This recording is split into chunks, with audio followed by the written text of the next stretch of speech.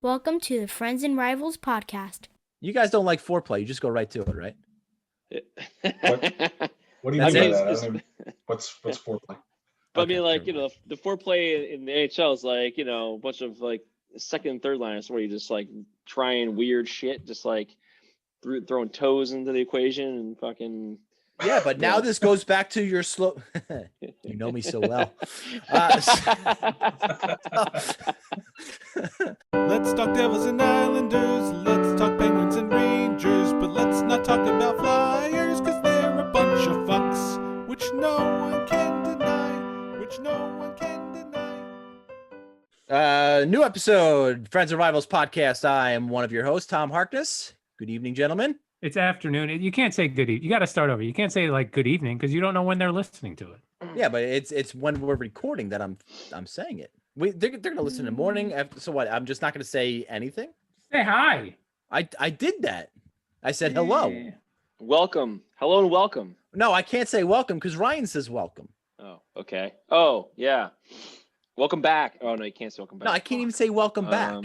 Welcome Just back. how about this? Say your fucking name. Yeah, that's good. Steve, you a second. Yeah, just Steve. Say hello. Hey everybody, how you doing? My name is Steve. We're back to no last names. Okay, great. And my favorite player of all time is number 27 for the New Jersey Devils, Scott Niedermayer. And the crowd goes mild. No, not even mild. All right, Billy, say something. You're staring at me like Walt Disney. Walt Disney. Hi, I'm Bill Fougere, and my favorite player of all time is number 99. But I don't know if it's day or night or anything else. Nick, you have to All introduce right. yourself now. I'm Nick Larita, and my favorite player of all time, number 77, Pierre Turgeon. So I didn't know we were actually going to do that, or else I would have told you who my favorite player was. My favorite player was the great Brian Leach. So that is your section. Wow. No, All right. it wasn't Alexei Kovalev. It was Brian Leach. I mean, it's Two Brian Leach. defensemen. It's pretty good. I almost went Bobby Orr, honestly, but I didn't grow up watching him at all, so I can't. Yeah, no, you can't. I can't like really do it, but I feel like he is one of the most important players to ever play the game. I have him in my I agree. top two realistically. Him and Gretzky, I have right there. So just out of morbid curiosity, who is your current favorite player, Nick? Ooh, that's a tough one. I gotta say, actually, Pajot. Pajot's really fun to watch. So I'm gonna say he's my favorite player right now to watch. You saw him for all of 7 games in the regular season and then the playoffs, and Pajot. Okay. I think he did see him for 3 rounds of the playoffs as opposed to the Rangers just playing the 4 games. So yeah, at least we started back up, pal. Well, I'm just saying, if you're going to mock him for only seeing him during the playoffs, you guys have really I thought there would be a little bit more longevity there in a player that I thought it might have been like a Barzell or like a Cizikas or a Clutterbuck or someone who's been there for a little bit longer, or a Bailey. Then why didn't you ask the question, what is Tom's favorite player on behalf of Nick? You said currently. You said currently, not like. You're right. You're right. I did say currently, all right? Who's your favorite player on the roster? I'd probably say Josh Bailey, just because he's been on the roster for so long and his game is super underrated. And he does like everything pretty much fine. Does everything well, and just can out of nowhere just look great. Otherwise, or just he's always there, on the back end and doing all the little things you need to do as a player. But honestly, Pajot is like that new, sweet car we got in our team. He's like the new toy. It's awesome. Like I love watching him play, doing a lot of little things. And I hope he continues to, do really well, because if we have 3 centers down the row that are all playing very strong, so Barzal, Brock Nelson, and Pajot, that takes a lot of heat off of Cizikas, who's playing a lot of minutes. And he got knocked out of the playoffs, and I was really hoping to see him not do that, because he's a really important player of the team. But having like a really solid bunch of centers is like, what a change that is. Like, it's awesome to watch. Like not having it for so long. I'm sure Billy was like, we got 2 best centers in the league for like 5-6 years, pretty good. But like, Wasn't it's it 10? cool to Wasn't watch, it man. 10? Wasn't it 10 years? I said best centers. Like, this is probably like 5 years. Yeah, I think they're no, probably the I top got two. you. All right. But- So Yeah. there you have it. He's got that new player smell, is what Nick is saying. Yeah, I'd say that's what I was looking for. Really, thank you for the wordsmithing, Bill. Can always rely on you. Right now, for me, I think it's Chris Kreider. Panarin and Zibanejad are creeping up there, and I hope Lafreniere or Kakko takes the place. But right now, it's Chris Kreider. Came in like a bat out of hell during those playoffs against Washington a number of years back, and he's the I think the longest tenured Ranger right now. Bill, who's your favorite current player? Well, Jesus, why don't y'all take a wild guess at that one? Sidney Crosby, I love you so much. That's the one. You got it. Number 87. I mean, do I really have much of a choice there? I mean, it should be pretty apparent. The guy, champion multiple times over, and et cetera and so forth, and plays both ends, plays hard. Leader by example. Who else got I pick? Yeah, the crybaby himself. Steven, who on the New Jersey Devils or is it somebody not on the New Jersey Devils? No, he's on the Devils. My current favorite player is Kyle Palmieri. I just feel like he plays the game, quote unquote, the right way. He plays 200-foot game, and he's not afraid to show a little bit of grit in there. All quality players for sure. All around players too. Yeah. So status quo for the weekend review. There absolutely nothing happened at all with our teams. There has been some movement in the NHL. I did see today a little bit. Tampa's getting themselves into deeper cap trouble, but who knows what they're saying. So that should really take care of the weekend review. That the floodgates are starting to open, the river's starting to move, the log jam, all that stuff. So let's move right into the return to play. So if you are looking for a complete review of the return to play stuff, I'm sure you have found it on Twitter. If you're relying on this as your source for information for the NHL from experts, this is not the place. But we did compile a list of everything that is going on. We'll go in each section on the return to play stuff, and there is a plenty of things to discuss. So let's start off with just divisional play. All of our teams will be in the Eastern Division with Boston, Buffalo, New Jersey, the Islanders, the Rangers, Philadelphia, fuck the Flyers. Fuck the Flyers. Fuck the Flyers. Pittsburgh and Washington in the East.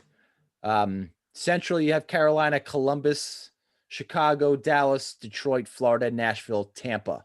In the West, we have Anaheim, Arizona, Colorado, Los Angeles, LA, Minnesota, San Jose, St. Louis, and Las Vegas. Did I say any one of those teams like twice or even 3 times, or did I say each team once? I really don't. It sounded like I said St. Louis like 4 times. You repeated Los Angeles when you said LA. And then in the Great White North, we have all the Canadian teams in Calgary, Edmonton, Montreal, Ottawa, Toronto, Vancouver, and Winnipeg. Good for me that I can read off of my notes.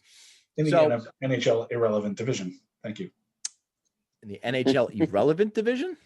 Why do you say that, Bill? No Stanley Cups for 27 years for among all of them? I mean, come on. Why do we need to take them even seriously? Why not? Why do we should just ignore them? Should we ignore the Islanders? I mean, the Islanders have won a cup since 80. No, because they're in a good division. 7. The fuck? Shooting shots already? All right, man. I guarantee you. Anytime to talk about the Islanders not winning a cup since the mid-'80s is fine by me. I guarantee you one of those Canadian teams is going to make it to the conference finals. I will guarantee you that right now. Excellent. It's kind of hard to. Wow. Kind of hard to. That's a bold move, Cotton. But there's 2 teams that I think don't belong where they are, and that is Minnesota in the West. I think shorter travel to a lot of the Central teams, and Dallas in the Central. I think Dallas should belong in the West. Other than that, I think spot on with the teams in the divisions. So you think Dallas and Minnesota should flip-flop? Absolutely. And there was a lot of talk about Dallas not wanting to go to the West and wanting to go to the Central. And I mean, Jesus, why wouldn't they? It's Right. a really, I don't want to say it's a cakewalk division, but you know, you played Detroit and Florida and even Nashville, even Chicago, couple 8 times. Right, 8 times each, right? Yeah, and you're gonna get a few wins for sure. So I don't know. They kind of bitched and moaned to get in that division, and I don't know. I used to like Dallas, and they rubbed me the wrong way on that one for sure. But we should focus on the East because that's where our teams are, with Boston, Buffalo, additions to typical Metro. I don't like Boston. Boston's kind of like a Flyers to me. I think it's my Yankee days and how much I hate the Red Sox. Yeah, fuck the Bruins. Fuck the Bruins, man. I'm ready to go that far. Yeah, but I don't know what Boston's going to be next year, though. We don't need more massholes out down here, man. No, for sure. But I don't know what Boston's going to be next year. No Chara. Well, there's talk of no Chara. So he still hasn't re-signed with Boston. Pasternak and Marchand are may or may not be available for the first part of the season. So Boston and they lost Torrey Krug to San Jose. So I don't know what Boston is actually going to be, if they're going to produce the same amount of points that they did last year. So I don't know what Boston's going to be. Don't know what Buffalo's. And in fact, look, we don't know what a lot of teams are going to be this year. No, very limited number of camps, no exhibition games. So you don't start off well, and you're going to have a tough time trying to catch up. So that could leave some spots open for in the East. Could, Washington, or who are they going to be this year? Samsonov is the goaltender, but who's their backup? There's reports that they're going to get Fleury to be their backup, but I don't understand, and I don't see how that he fits under their cap. There's a lot of teams in this division that we kind of don't know what they are, but we do know what a couple of them are, and all 4 of them happen to be our teams. The Rangers are an up-and-coming team. Could they catch lightning in a bottle early in the season and not wait until the All-Star break to really find their identity? I hope so. The Islanders, I think they're going to have a pretty solid year. They always start off strong. They're typically the November, December champs in the NHL. So there's no reason why I don't think they're going to start off very well and give themselves a nice cushion in the East to make the playoffs. I think it's interesting too. You mentioned that about the fast starts, because there's only 56 games, right? So you can't afford a very short start here, or slow start here. So it's going to be interesting to see how the teams gel right away.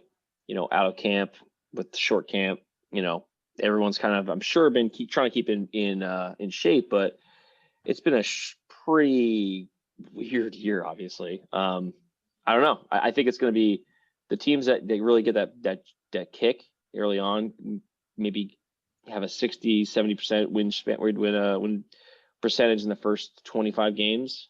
They might be the teams that really, have the best chance to make the playoffs. I mean, if you shit the bed early, I mean, it's going to be tough to claw back. Do you guys agree or disagree? I obviously I agree 100%. But on top of that, if you're missing some key players in your lineup, it's really, Pasternak and Marchand are not like second, third line guys. I mean, those are your 2 top line wings, and you're going to be without them. It's like Tampa going to be without Kucherov for the first, little while, maybe. Yeah. So yeah, I agree. I wish I had the optimism you had on the Devils. I don't think they're going to be, I think they're going to get to maybe about the halfway mark being competitive. And then after that, I feel like they're just going to be the team that's there to spoil everybody else's chances of getting into the playoffs. You got Boston, you got Philly, you got, even though we don't know who Washington is, you got Washington. The Rangers, I think, are going to be right up there. The Islanders, after last season, I definitely think are going to be right up there. So right there, they're your teams that are really in the hunt to make the playoffs. And then I think Pittsburgh is right behind them. And then a distant, I guess that's 7th is the Devils, and then 8th, Buffalo. So I think the Penguins are a little bit of a wild card because they've got pretty good continuity. They've got a lot of guys on the roster coming back, but what are they going to bring? Because at the end of last season, before the the shutdown, they were falling over backwards.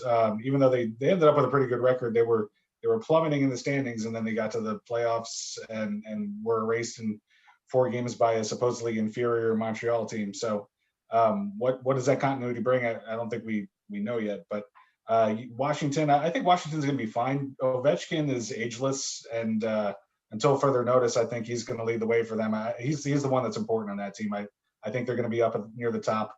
I think, to your point, I think the Islanders are going to be good starting again.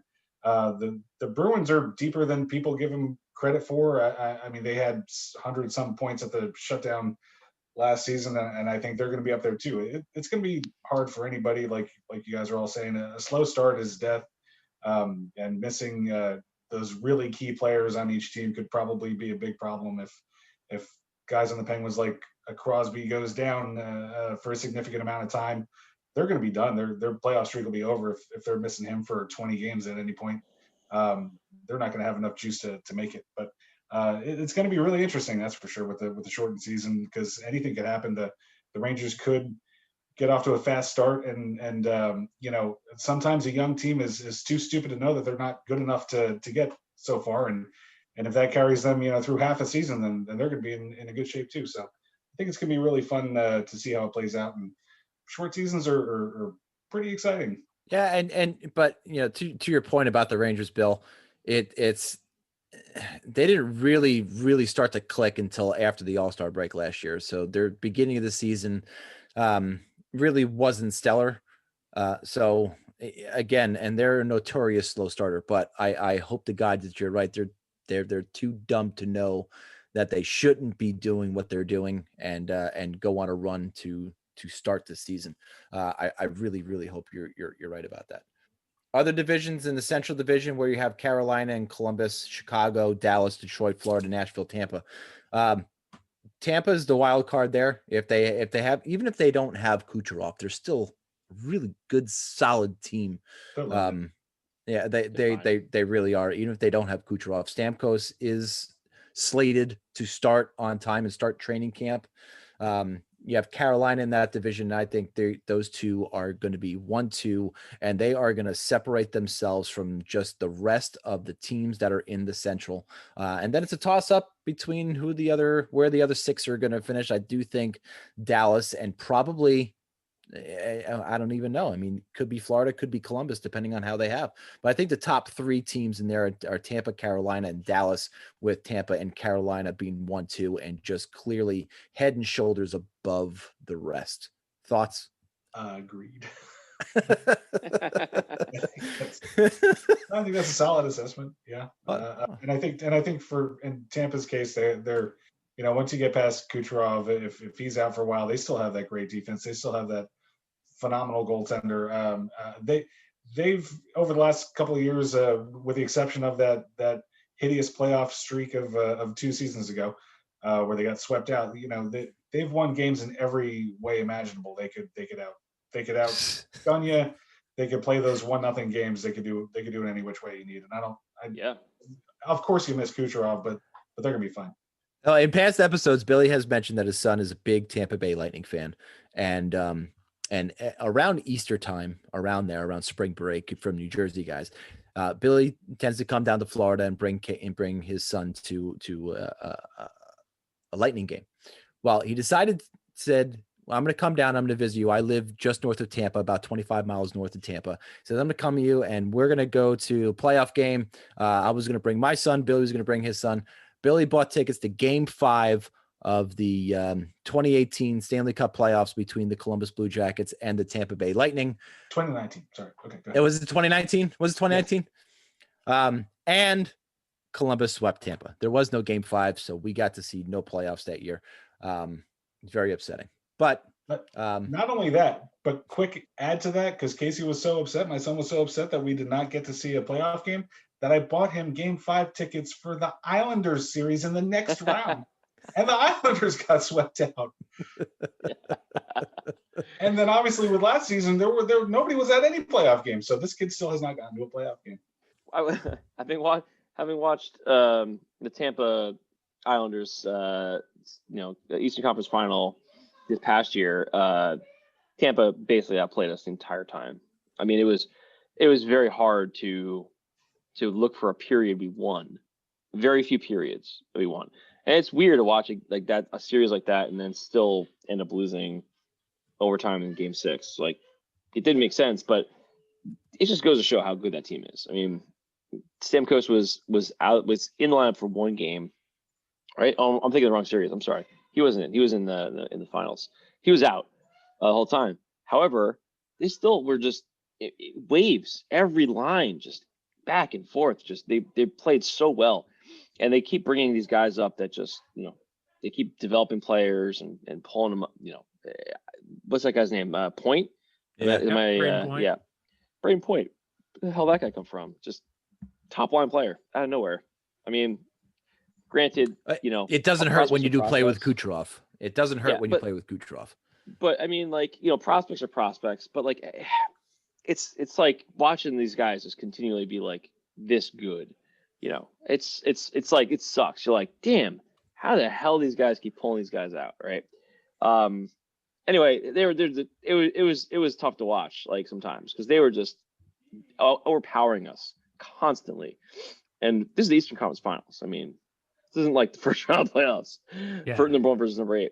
So like you said, to never get a shift where it feels like you got a shift off where you're gonna dominate play. Yeah, you know what it felt like, Steve? It felt like watching the Condors, Devils. Not there yet. Devils. Yeah. The Condors dominate everybody.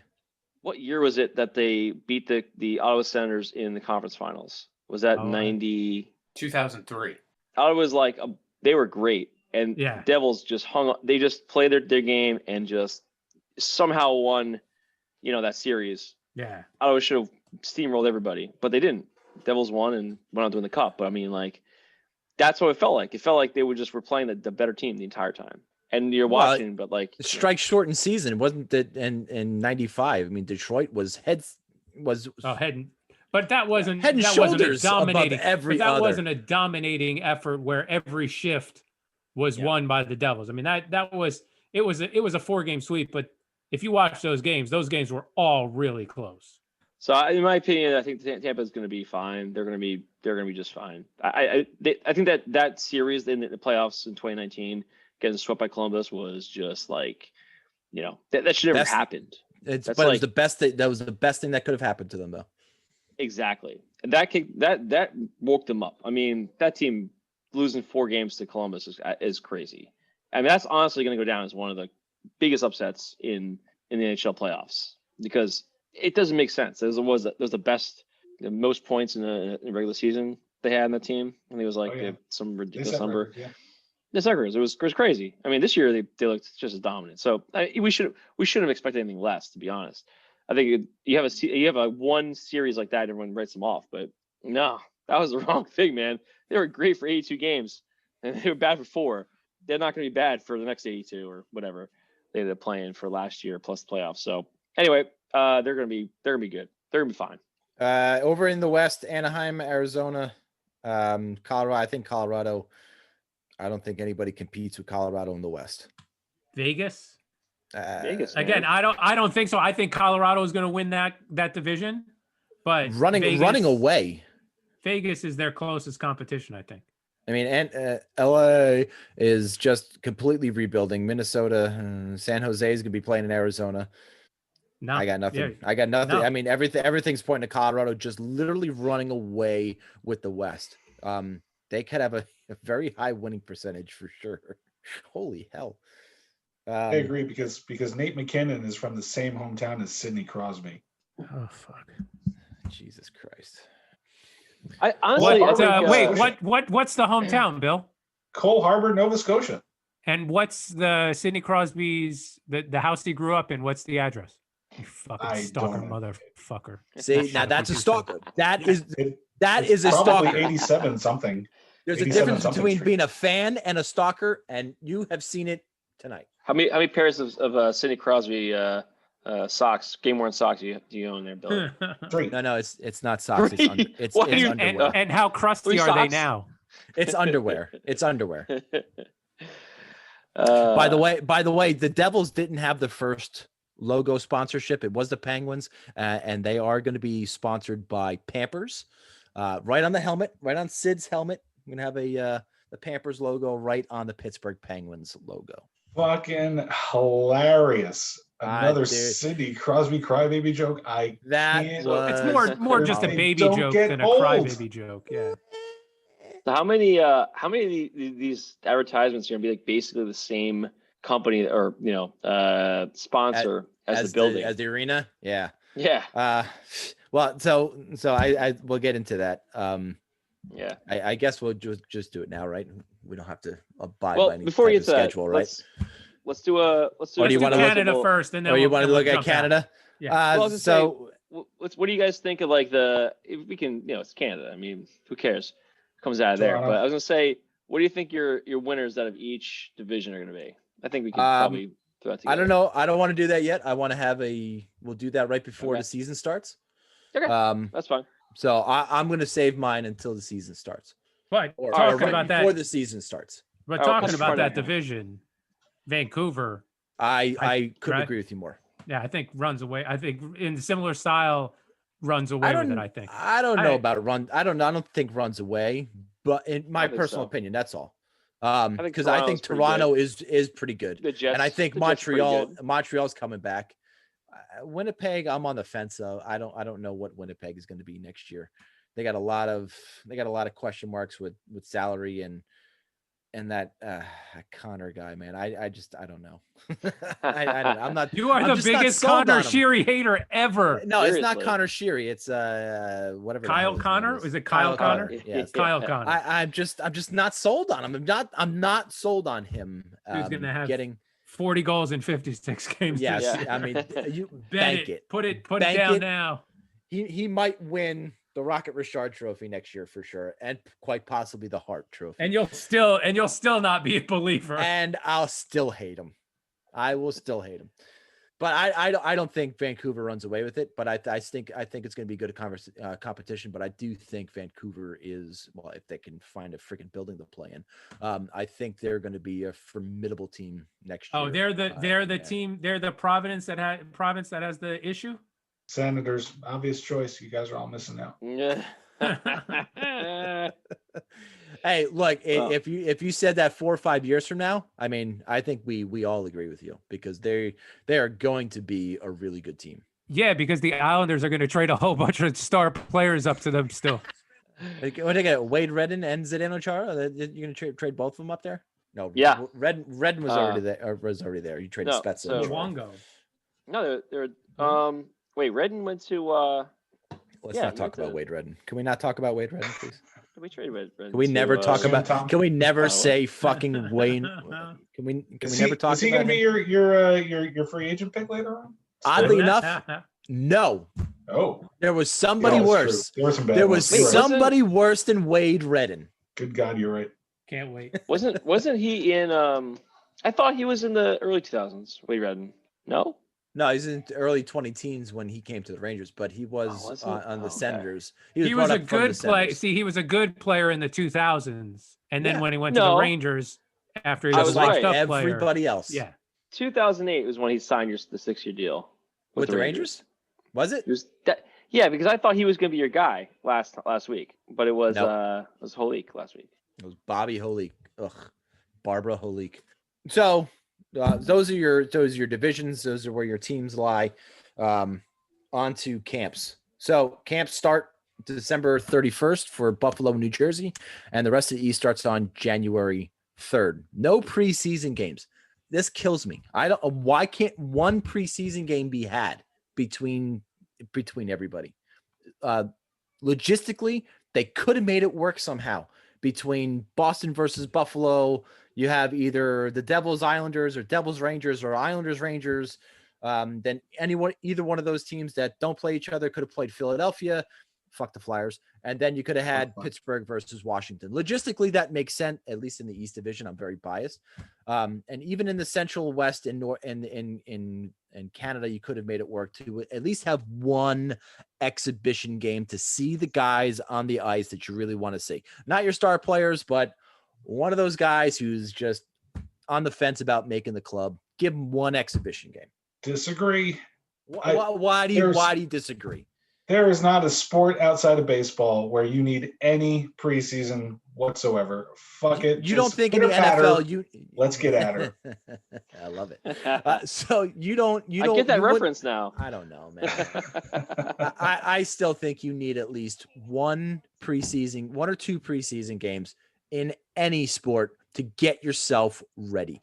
Maybe not to get yourself ready, to give the coach and the upper management time to evaluate the player in a game situation. You know what? I gotta say, I don't want to see any sport in the preseason. I want to say just go right into the regular season, reward the teams that have their players.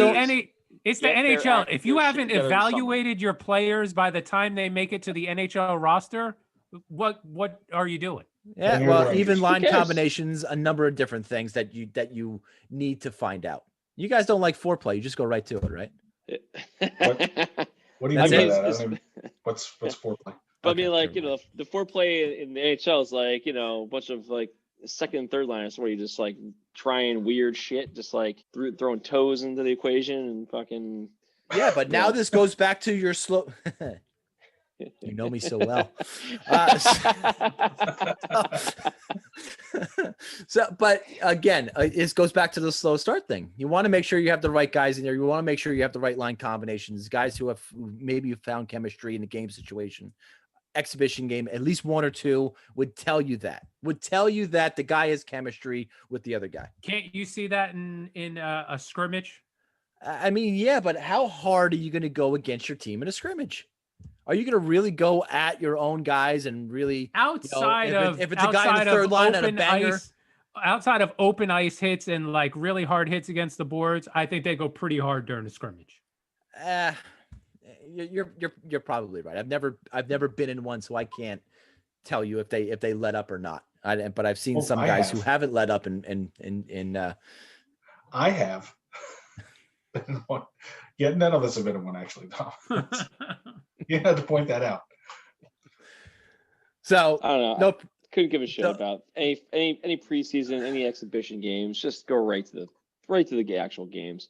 Make the teams that had their players actually prepare themselves properly before the season started, and reward those teams. Those are the teams that should be, doing well. I mean, like they're getting rid of the preseason games as much as they can in the NFL. I don't care. No one cares about the preseason games. It's just to make sure people, get their playbooks right. But NHL, NBA, MLB, it's like they're not memorizing like tons and tons of like set plays. I mean, come on. Maybe I'm asking the wrong audience, because obviously the Islanders and the Penguins are established teams, and you pretty much know what you got.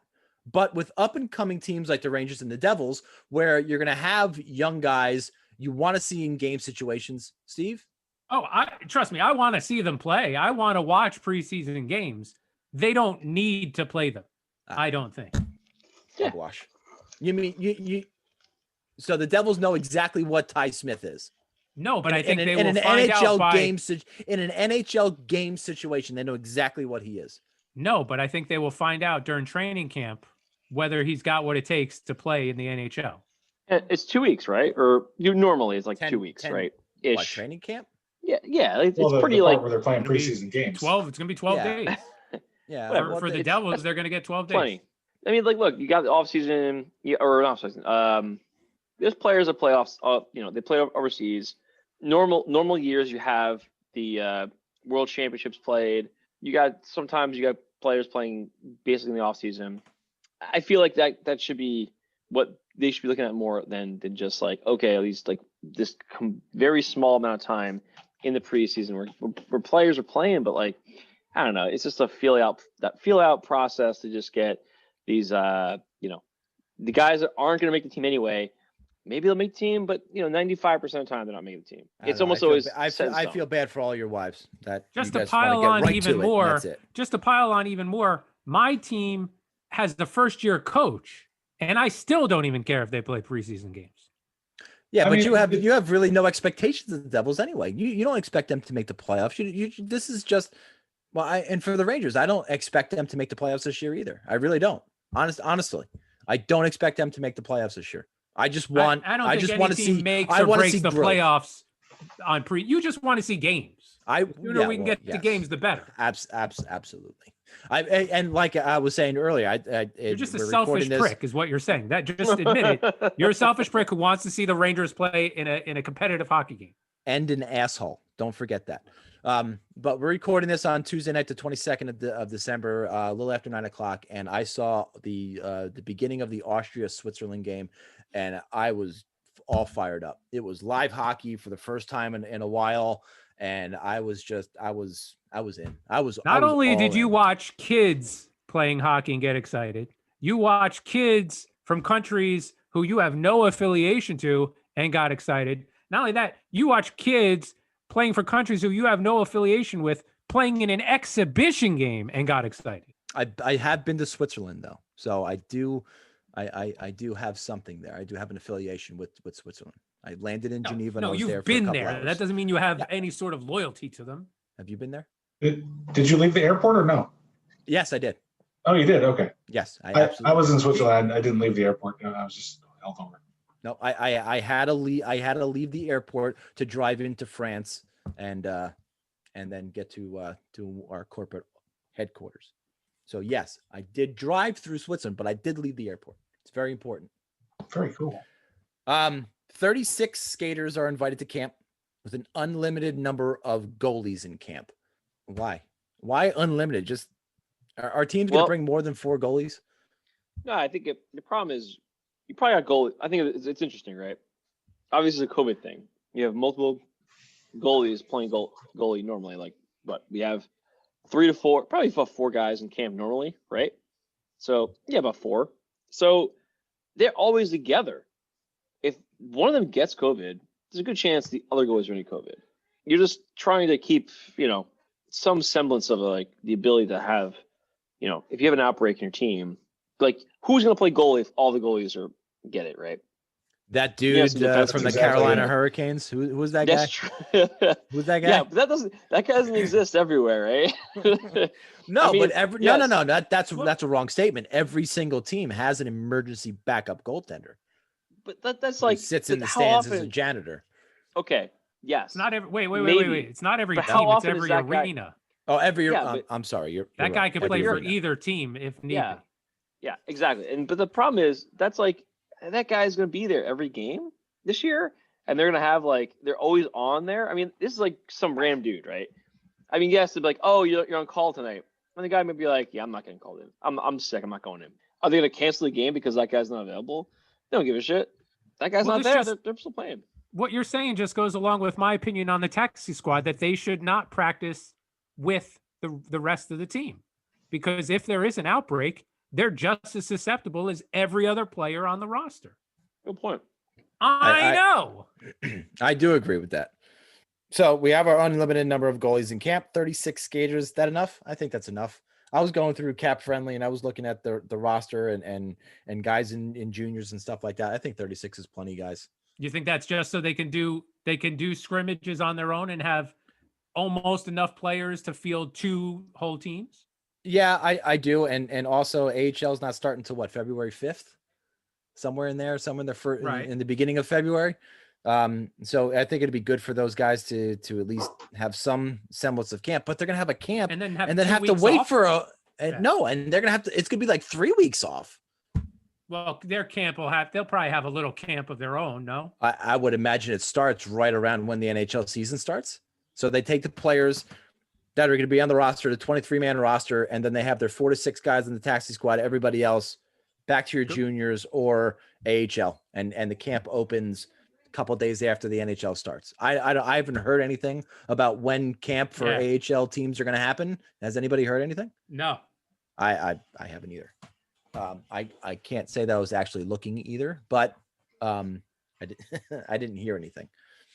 Opt out for players on non-playoff teams to opt out of the season is December 24th. And for the playoff teams, it will be December 27th. Well, regular that's really soon. Well, yes, that is really soon. By next episode. I haven't heard any, nobody on the Rangers I've heard is even talking about opting out for next year. From our teams, were there anybody that did opt out from The 4 teams? No, I mean not No. mine because we didn't play. They all opted out. Why? No, they weren't asked to come and play. No. Big They difference. opted out. Big difference. They were the only team in the division, I think, that opted out too. Were they the Well- only team in the division that? No. I think it's going to come down to if you have Yeah. some pre-existing condition Shit, it that was. prevents you from like realistically playing. So it's not going to be a lot of guys. I think, and you know, I think I think a lot of people are over. They're into the risk. They're like, I'm tired. We're taking precautions. We're good. We're going to go with it. You know, I think you're going I to see need to that get most second paid. players. Well, Well, that too. yeah. They haven't gotten a paycheck since March. It's not just that. I mean, that's a big part of it, I'm sure, too. Like they That's probably a feel huge that part pretty of it. hard. Yeah. All the guy. I mean, you're not going to see any guys making like league minimum opting out. Those guys are definitely not opting out. They're definitely playing. And what's No, the? they're definitely is there playing. if they opt out? What do they get paid? They don't. They get paid. They don't get paid at At all. all? They don't get paid at all. Their contract, it's like a pause on the contract. Well, then they're playing. They're playing. Yeah. I agree. Can They're in a PK shitty spot. PK opt out and then the Devils go, no, we'll count this as a year on your contract? No. Damn it. Sorry. You're stuck with him. So for the regular season, we have 56 games. Opening night, as we have said over and over, is January 13th. 23-man roster maximum with a minimum of 4 players, max 6 players on your taxi squads.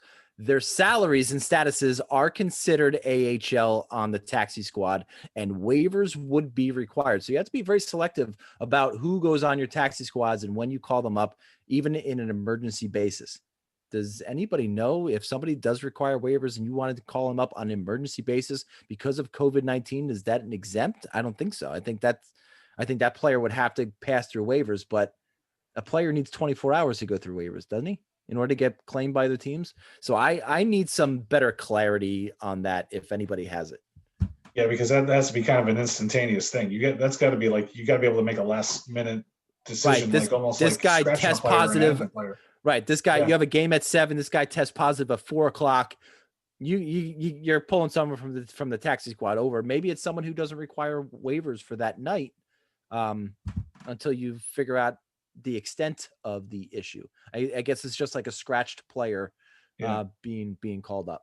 Like I we just guess saw in the that's- NFL with like Des Bryant, was like warming up for a game and gets pulled out of it. Just it could be that short. I mean, this is unprecedented. So it's got to have that flexibility, I would think. I don't know. Right. So guys who would require waivers wouldn't necessarily put them on the taxi squad. They would just be part of your 23-man roster. And the 4 to 6 players that are on the taxi squad would typically not require waivers. I think is what you should do. And teams are required to carry 3 goalies at all times. Where the hell was this rule last year when we actually had 3 goalies? So one of them would be required to be on the taxi squad. Thank God we got Keith Kincaid. Oh yeah, the Kool-Aid guy from the Devils. He will be our taxi squad goalie this year for sure. Yeah, we have Corey Schneider. He'll be the guy for the Isles, who's the third goalie basically. But I mean, it's interesting because the NHL didn't have this problem really loud, with the bubble. The bubble worked really well, obviously, and how many tests they had compared to how many, to 0 positive tests, pretty amazing. But then you look at what happened with the NFL and MLB this past year, and you're like, ooh, that's going to be interesting because they start to open up even a little bit, because they're not doing a bubble. They're going to be doing just regional, but guys can go home, right? They're not staying in some hotel. So there's bound to be guys getting COVID. And unless we see some interesting, ploy with, the vaccines and, they just decide to buy like, the entire league of vaccine, well, then it may change things. But I didn't see anything about that yet, how they're going to handle that. But the other, professional sports leagues have all so far said they're not going to, jump ahead of the line at the moment. We'll see how long that lasts. I mean, I feel like that's what they're all going to say, and then they're just going to do it anyway. On the side, be like, yeah, we're just going to buy like 2,000 tests or 2,000 vaccines at a time. But yeah, it feels like that's gonna be a completely different story this year compared to last. So I think that's why they're really gearing up, and they're like, just get all these guys on taxi squads, extra goalies. They're gonna have Arena's got two goalies. You really only have to worry about the guys when they're at their home, playing their home games, because when they're on the road, basically they are in a bubble. They're going from the rink to the hotel. They're staying in their hotel rooms. They're not allowed to go out when they're on the road. There's very strict limitations on what they can and cannot do for sure. That's interesting, because we'll see how they actually enforce that and how many players stick to that. I mean, it's not like, I feel like you're in an NHL, you got a lot more people that are going to probably stick to the rules than somebody like maybe like the NFL or NBA. Mostly, I think, because of maturity of a lot of the players coming into the league, you're going to have like these. I think you're just like the Redskins quarterback. Hey, my old neighbor.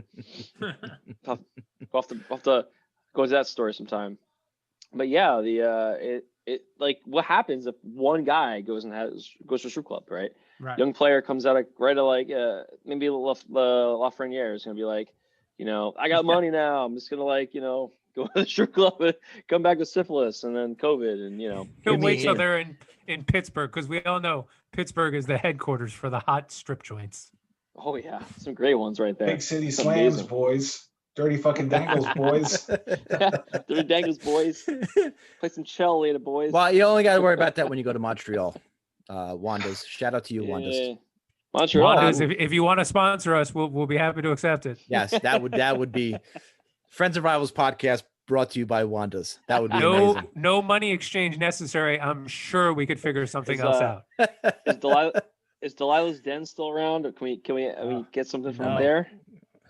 No, they tore it down. They said to build a parking lot for the township, and now 6 years later, that lot is still vacant. Stick your finger in your ass. Oh man. Stick your finger in your ass. So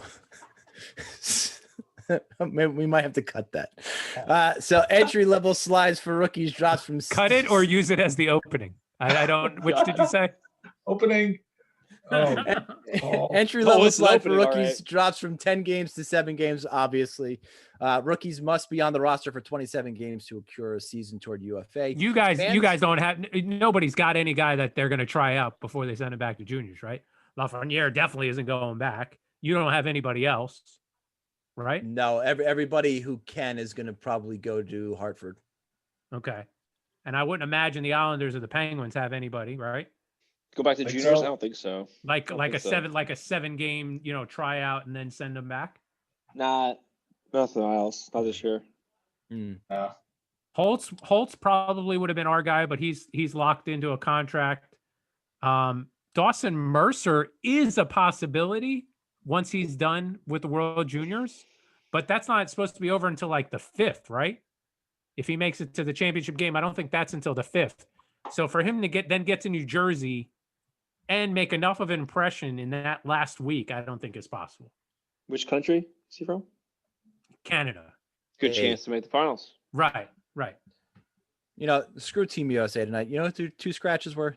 2 Rangers. Anyway, fans will be permitted in the buildings where they're allowed by the government. None in the East currently.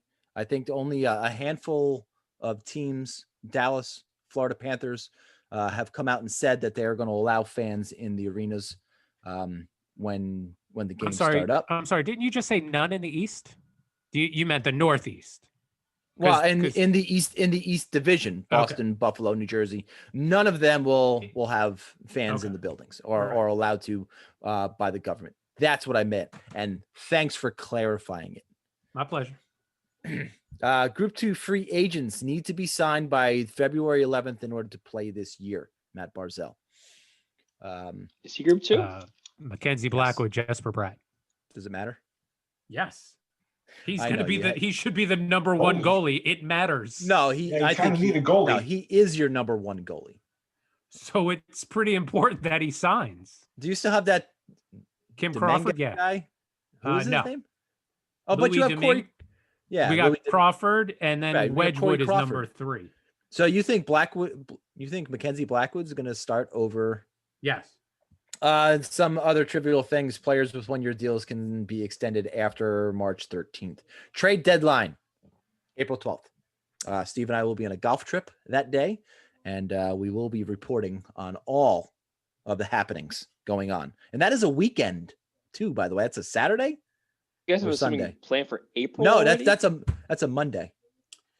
We had a plan for last April, and it got shit. canceled, and it got pushed back to September, and then it got canceled in September, so we pushed it back to April of 2021. That is a Monday. That's a Monday. That is a Monday. So we'll be back. We'll be back. Don't worry. Oh, thank God. We'll be back. Don't I was worry. so worried. We got this covered. I didn't know where I was going to get my news about the trade deadline, but thank God you'll be back. Yeah, here fucking Twitter. Go on Twitter. That's where you get your news. Or wait the 3 minutes and then Tom will text everybody like he does for every irrelevant transaction. Hey, you're welcome, by the way, you fuckheads. Teams Grateful across bastards. the three Minnesota got a bag of pucks for him? Oh my God. And Move on. Nick, if Put you a White didn't laugh Castle at that, that box. was going to be the opener. I'm sorry. That's your fault. so teams across the 3 divisions in the U.S. will play each other 8 times. Canada division will play each other 10 times. Obviously, the one team short. Schedule is set to be released tomorrow. Thankfully, we have enough to talk about This game today. thing is really interesting. I think it's going to be so cool to see them play the same team twice. Back to back. So- yeah. So is it going to be in the same building?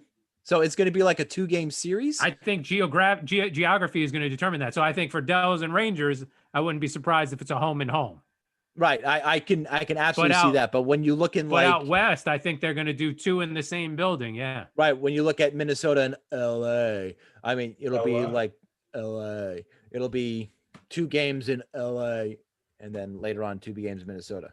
So it's very it gives interesting. the NHL like an excuse to be chiselers on the travel. So yeah, I think they're going to do the same building. Can we just talk about how cool it's going to be? Like, And I'm not harnessing essentially- anything, but I'm not harnessing anything. Okay, watch the show, and then you'll get the joke. That's what I'm saying. Nick, what were you saying? The entire, like, we're playing in this like small 8-team division essentially, and these games are going to be like we're talking about number of games back to back with the same team. Like, it feels like playoffs. That's that's essentially what you're creating. I think it's going to be amazing. Like, if we play any of the teams, like Isles Rangers, like 2-3 games in a row, that's going to be awesome. Oh my God. Could be Those games were epic.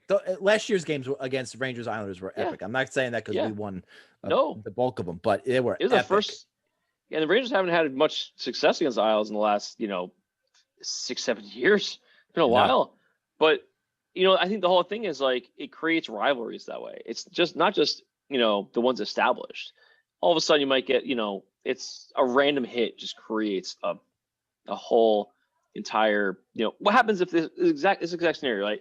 You have a 3 or 4 game series against another team, especially in Canada where you have essentially they have 7 teams, so they're going to be playing each other. This could happen a lot there. The first game of a 3 or 4 game series, all of a sudden, one bad hit, now it's bad blood for the next 3-4 games. Like, there's no break. It's the playoffs. That's what that's what makes the playoffs so great, right? Yeah, it seems like you're seeing the same team. The last 5 years, the NHL has gotten away from that home and home series, and I think that I know used to be exactly that. First game of the home and home was always the most physical contest of the season. Yeah. Honestly, I think this is going to be the best decision they make about the entire season, because I think it's going to create some amazing, like, random games, right? You have a big, a really tight game or like a really physical game. The next night, it could be like a Thursday, and you're like, I'm watching that game. Like that's going to be an awesome game. Bringing up guys like, you know what? F it. We're bringing in the bruisers, they're coming in, fights are happening. Yeah. Like, right. Random games. You're starting your 4th line versus 4th line, and with the Rangers and the Devils. It's only 56. It's only 56 games, so we're cutting out a lot of the fat of the season. So it's gonna be less incentive for teams to be like, don't worry about it. We got. It's a long season. So like, no, this is a sprint. They all matter. They all matter, and we're gonna put out if that team wants to F with us, we're fucking putting out we're putting our big guys out, and they're going to beat the shit out of these guys for the next game, you know? Like, there's no wait. They don't care. Just go and beat the shit out of each other. And then you're going to have all these, you know, taxi squad guys to fill in I think it's going to be interesting. I think it's going to be really interesting how these home and possibly home. I don't know how it's going to work yet. We'll see the schedule, I'm sure, in a week, and it'll be completely different, you know. But let's. Well, remember the schedule. The schedule that's going to be released tomorrow is, I guess, quote unquote, tentative, until there is some solution to the to Canada, and everything is based on Canada and everybody in Canada playing in their own arenas, and I think that's what we have to look at. Season will end on May 8th. Playoffs begin May 11th. Last possible day to award the Stanley Cup is July 9th. We have talked at length about that July 15th date being when the Olympics start, being NBC's switching over to coverage of the Olympics. So that, I think, for them to award the Stanley Cup no later than July 9th, I think is perfect timing for them. Playoffs will include the top 4 teams from each division. No surprise there. 1v4, 2v3. And then the top 4 division winners will then get reseeded and play each other 1v4, 2v3. I like the reseeding after that, and it's going to be based on regular season points. So you could have the Northeast winner playing the West winner. Yes, you could have the East winner play the North winner, and yada yada. Okay. Just and that would be, I mean, that'd be pretty cool. The other beautiful thing about finishing in July is it helps get 2021-22 back on a normal schedule too. Yeah, heck, you could see a Tampa-Boston Stanley Cup final this year. I think it's interesting because that would be freaking awesome. Freaking awesome. I think it's interesting. These are the years you get to see like the NHL like try things. Yeah. And they might decide like, oh wow, this home and home thing or home and home thing is like really good. We should do this more often. Or reseeding the playoffs. Maybe this makes sense. Maybe we should do this. Maybe we should bring everybody in. It's 1 through 16 or something, you know. Here's another possibility. Check this out. It could have a Toronto-Boston Stanley Cup final. Wowzers. Toronto. Wowzers. That would be incredible. That would be incredible. Other dates of interest include the expansion draft rosters be submitted by the 17th of July, expansion draft on the 21st. NHL and I said expansion draft, right? Expansion draft. Did you see that thing on players with no movement clauses and then it extends through July? Through July, because free agency doesn't start until July 28th. It typically starts July 1st, right? It used to extend through June because the expansion draft would have been in June. Is that correct? Okay. Yeah, at the end of June, and free agency wouldn't have started until July 1st. Right. Okay. So what was interesting that Kraken can talk to RFAs and UFAs, I think a week prior to free agency beginning. Like they have an inside track at UFAs and RFAs. They did that with Vegas too. Did they do that with Vegas? Yeah, they had a week early negotiation period. Right. And the NHL does hope and prays for a traditional season in 21-22. One other note about the regular season that Steve and I, it was one of my texts that I sent out, was about the rule change for offsides. So your skate doesn't have to physically be on the ice touching the blue line anymore. Oh no, it is that invisible line. I do too. It's like we're having a conversation about a shot pass right now. So the imaginary line extends all the way to the sky for offsides. So go ahead, Corey Curmudgeon. What do you got to say about this one? Who gives a shit? Why are they changing this? I mean, I get theoretically why they're trying to give a little more leeway to maybe not make that call and maybe not have so many reviews. They're just going to end up reviewing something a little bit further down the line in the play. It's all going to be the same shit. They're just going to move the target. That's all. I think technology will catch up to this one before it would catch up to was the skate blade on the ice though. I think eventually you're going to see some sort of laser on that side of the blue line that shoots from one side to the other. That's going to be able to detect if it was still on the plane or not. Yeah, you could put like RFID chips into the blades themselves, I guess. And then if they're out of, you could essentially use certain types of NFC technology. Was it near field? Yeah, near field communication. Yeah, communications to basically say, to detect if it's in the specific zone or not when they come in or out. Yeah. Now, I mean, you could do something like that just to be like speed up this whole fucking process. It's so. Why don't we slow. just have a glowing? Why don't we just have a glowing puck? Oh, that's a great That's what I idea. was thinking. Why don't we just do thinking that? the NHL is going to be on the cutting edge of technology is absolutely ridiculous. I mean, the last thing they tried was that glowing puck. I think Nick is on the right wavelength. Like, there's got to be a time limit. You got 2 minutes. If you can't make the decision in 2 minutes, forget it. It's done. I think I've gotten too old to the point where I'm like, even watching my own team, I'm not consistently like, it's an Isles goal, or it's not, or it's like whatever it is, right? If it's against our team, I'm like, it's not. I'm always looking to see if it's actually the case, right? I'm like, yeah, it's a goal. It's not a goal. But at the same time, I'm almost like, let's fucking hurry up. Like, do we need 10 minutes to go through this? It's more commercials. I'm like, let's just get on with this. Like, it's a goal or not. That's exactly what they should do. They should take that next commercial break, bump it up to when they're doing the review, and then just play through that next commercial break. So, the commercial breaks are like 5, 10, and 15 minutes in the period. If the review happens at 12, play through that 15-minute break all the way to the end of the period. I think that I agree with you, because sometimes they don't do that. Sometimes they do it depends, right? If it's a long one, they'll go to commercial and they'll come back and it's already like decided. But sometimes they wait it out because like we gotta show the angle like 7 times from this really shitty angle. You're like, you guys are spent, billions of dollars in this industry, in this, sport. And just like the NFL and Major League Baseball.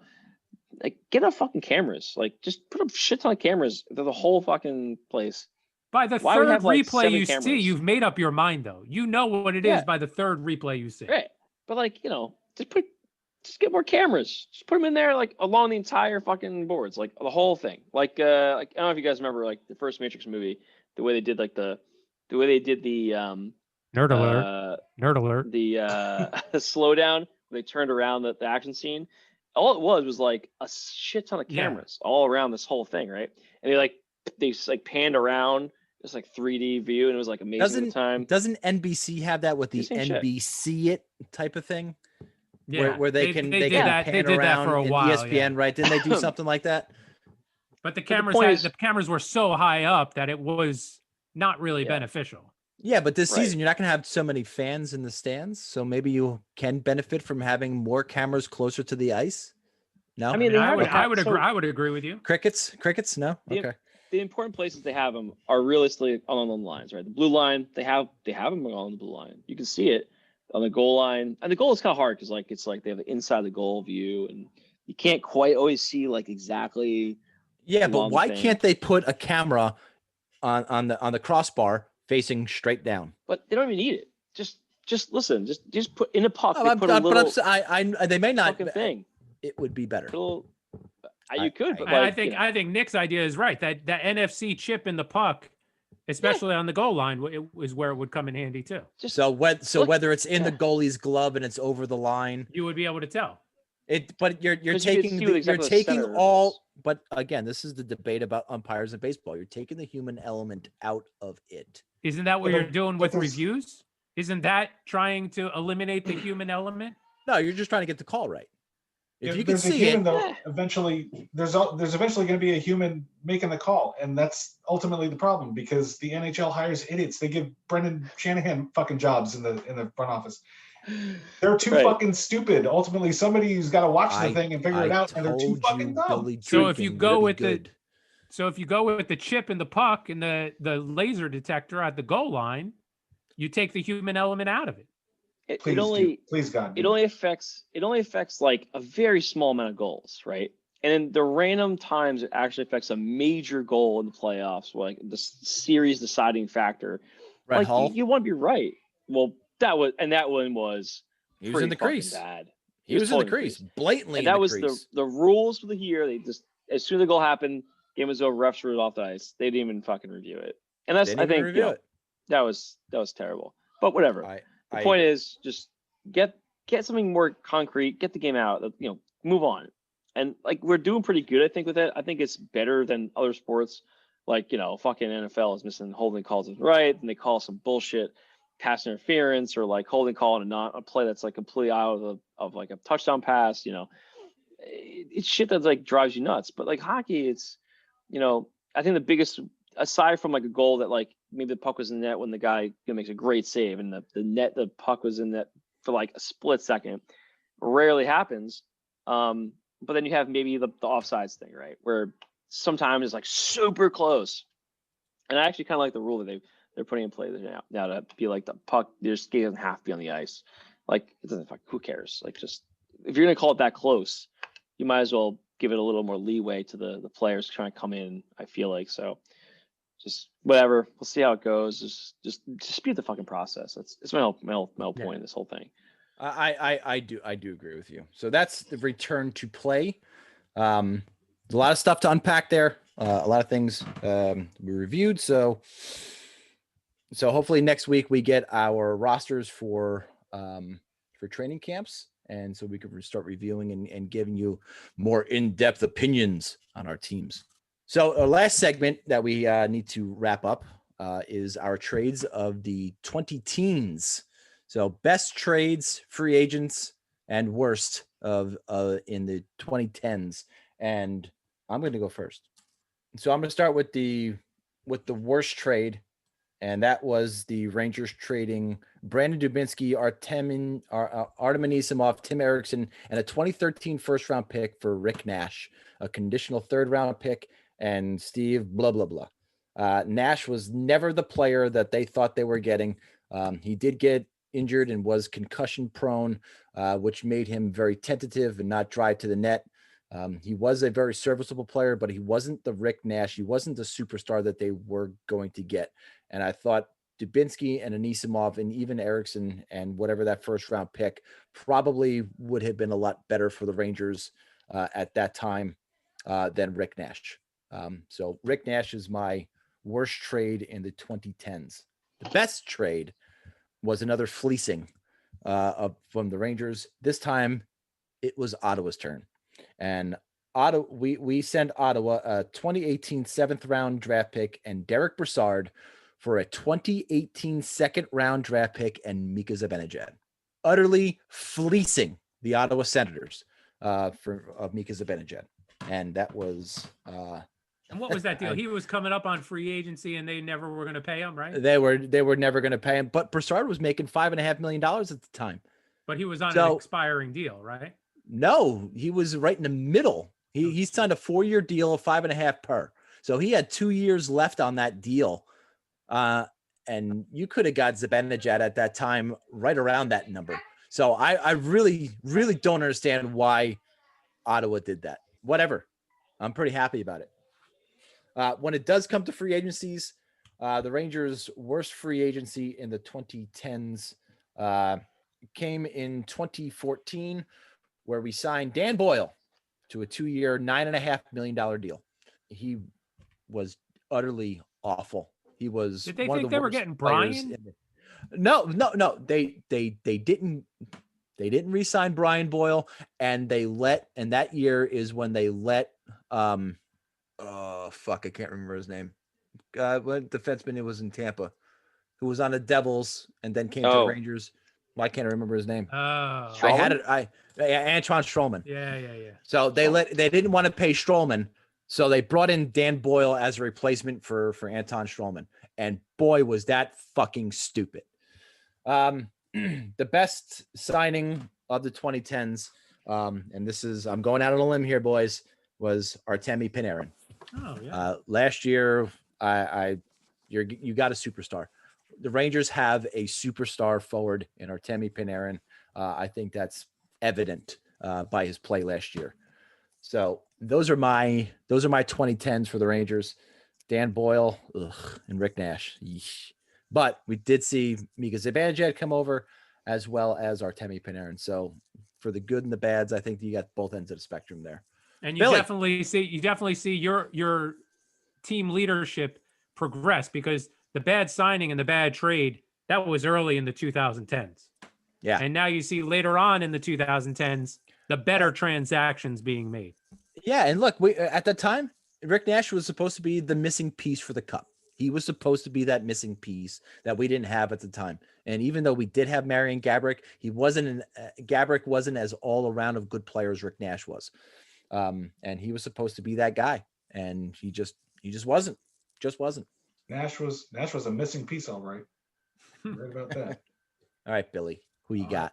What do I got? Well, best trade. I'll start with the best trade of the 2010s, and there were a lot to pick from. If I'm being honest, they made some key deals going into their Stanley Cup runs in 2016-17. The trade for Bonino, the trade for Phil Kessel were great deals. But I'm not going to go with either one of those. I'm going to go with a deal that was just really on the cheap.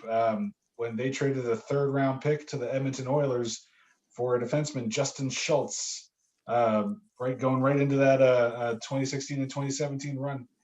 What a defenseman they got back for him for just north of nothing.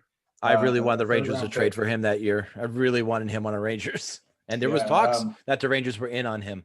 Yeah, amazing that Edmonton gave up on somebody that was really that good, or maybe it's just Edmonton's. Maybe it's just that franchise. Something going wrong there, where some of those good players just don't get their stride. Adam Hall? So, sorry, Adam Hall. Taylor Hall. Taylor Hall. Why did I say Adam? Oh my God! What the hell did they say Adam for? Because you're a fucking idiot. That very well could be. Okay. Larson. What are you thinking? I was thinking Adam Larson. You're Larson. Right. Yeah. So the worst trade came after those the back-to-back Stanley Cups. So they went into 2017, 2018 lacking that 3rd line center after Bonino left. And they eventually went after Derrick Brassard to fill that role. So they traded a 1st round pick, a 3rd round pick, a 4th round pick, Ian Cole, Ryan Reeves, ultimately to get Brassard back, and a couple of no names that I don't think I ever heard of after that. And they thought Brassard would be that 3rd line center. And it didn't go anywhere. He never really caught his stride there with Penguins, and never amounted to much, I don't think, anywhere else after that. So that poor was the Derrick worst. Brassard tonight. Oof. Ouch. Big game brass. Last week getting praised. This year, doghouse. Well, yeah, he was getting a reputation as being that big game brass, guy, baby. Stepping up when it was most important, and that's what the Penguins thought they were getting. And that disappeared from his game pretty rapidly after that. He's the reason we trade for Pajot. He wasn't the 3rd line guy for us either.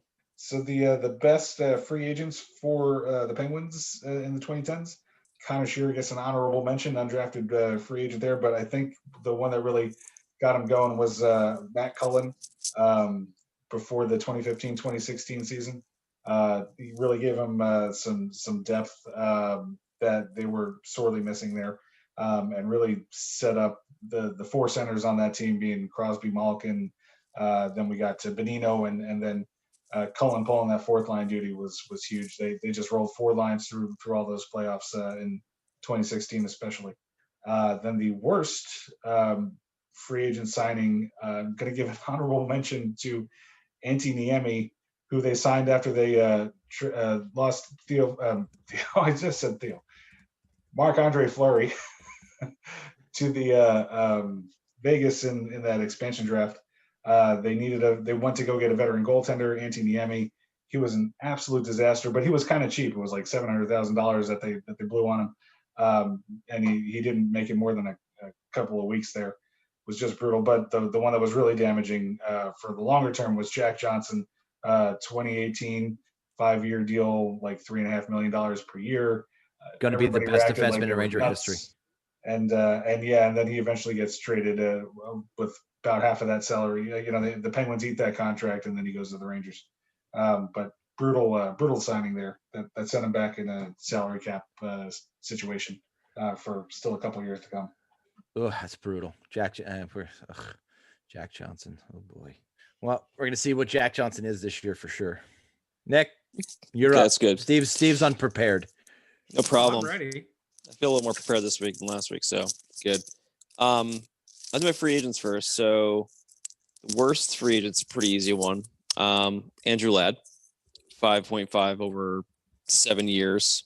looking pretty bad right now because we're still in the books. We can't get rid of this contract. Unbuyoutable. Has been injured a good chunk of the time. Even when he's healthy, he's been just not great. Not the guy that they envisioned to put on the wing with Tavares at the time. So he's been a gigantic bust to say the least. Best free agent. I have actually a tie of Robin Leonard and Grice. Grice and Leonard were the two guys, honestly, that in 2018, 2019, they were just unbelievably good together as goalies. And to be honest, Robin Leonard, even though he was on with the organization for a year, he was a fan favorite almost instantly, and had a Vezina candidate season. Even though honestly, Grice had almost as good of a season as he did, but the two of them have been our anchors for the entire time they've been here, and it feels kind of shitty to see that Leonard not. Both of them really got passed over for one specific reason. A guy they've left off the Calder. A lot of people have left off the Calder talks this year, which is Ilya Sorokin. He's the reason why Robin and Leonard and Grice were put there. Okay. No. We're telling you to move the mic away from your beard. Oh, You're not used to having a mic hanging low. It's weird. And it keeps rubbing. I'm sorry. I'll Sounded like you were playing with change in your pocket. You fucking dirty old man. He was playing with something in his pocket. Is this better? Oh. Yes. Okay, good. Because my headphones died, unfortunately. They were on all day, apparently. So can you actually play with the change in your pocket now too? Yeah, I'll do that holding too. the mic away. Can you do that too? Yeah. So the two of them, I had the two best free agent signings for us because they were great and they were serviceable. And Greiser was here. He's since 2015. He's done everything he's been asked to do and more. And Leonard, like I said, he was just awesome in his 1 year here, and we still haven't had him back in the Coliseum when he comes. And it sucks because if he comes back, he won't come back this year because they won't play each other. So maybe next year when he finally does come back, though, he'll be a gigantic ovation. Some of the trades I have, I actually alluded to this last week because the best trade was 2015 first and second round picks to the Oilers from the Oilers for Griffin Reinhart, which at the time Griffin Reinhart was a gigantic bust for us, and for whatever reason Edmonton decided they were going to go on a limb and try and get defense. And so I know you're talking about Justin Schultz. I mean, this is like 2015. They made this move because they really needed a defenseman. And the weird part about this whole thing, about this trade, aside from the fact that Garth was able to get rid of Griffin Reinhart, who wasn't making the lineup, and he was never going to be the NHL player realistically for us. We got a first and a second for him. On top of that, the first round pick was after 3 consecutive picks by Boston Bruins of not taking Matthew Barzal. And so he was way up on the Isles list. Like he was way higher than he was supposed to be.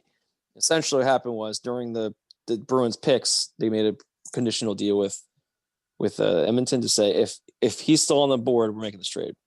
Well, it happened. We got Barzal, and we flipped that second rounder with a third rounder to pick up Anthony Beauvillier later in the first round of the draft.